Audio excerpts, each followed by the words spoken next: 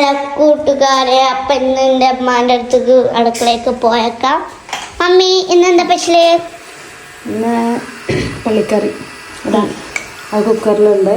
പിന്നെ ഞാൻ വിചാരിച്ചു ഏതായാലും എനിക്ക് ബീഫ് വരട്ടിയതും ചില്ലിയൊക്കെ മടത്തിയില്ല, ഞാൻ കുറച്ച് അച്ചാറുണ്ടാക്കിയൊക്കെ വിചാരിച്ചു. ബീഫിൻ്റെ അച്ചാറ് ഇഷ്ടം. ഉണ്ടാക്കാം.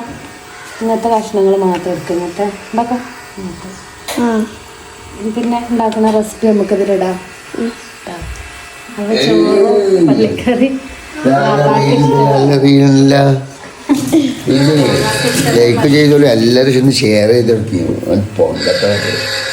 പള്ളിക്കറിയും അച്ചാറും ബീഫ് അച്ചാറും പിന്നെ ചോറുണ്ട്, പപ്പടം. അത് പപ്പടം ഇല്ലെങ്കിലും പള്ളിക്കറിന് ഒരേ ചോദിക്കില്ലേ.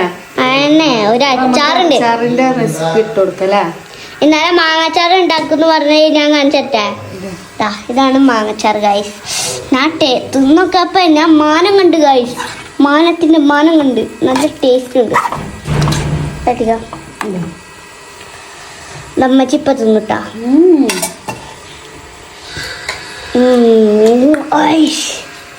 നല്ല ടേസ്റ്റ് ഉണ്ടാവും. അപ്പൊ bye bye bye bye see. പിന്നെ ലൈക്ക് ബട്ടന് നമ്മൾ സാധനം തട്ടാ.